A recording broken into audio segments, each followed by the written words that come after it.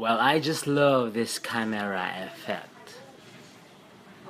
May mga taong mahilig mag-alaga ng hayop, meron din naman taong mahilig kumolekta ng bagay, at meron din naman taong mahilig pag-usapan ng ibang tao. Saan ka sa tatlong yun? Ako kasi mahilig sa pagkain. This is made by a common spider. Amazing, isn't it?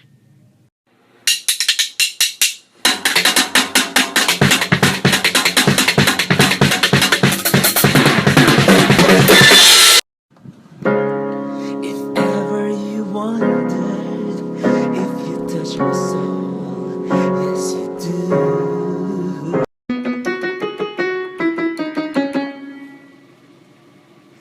Hey! Say, Actual. Rather, what the hell? Ang gamit ko pala yung lowest possible resolution sa mga video ko. Ngayon na nakaset na to sa highest. Goodbye sa mga mobile data users na nagpa-follow sa akin. Or better yet, unfollow me, bitches!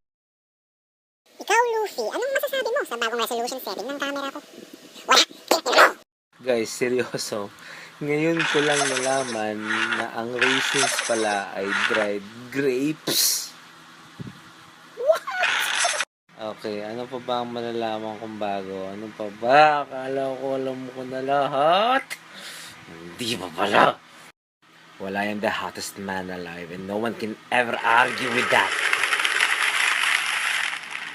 Fuck.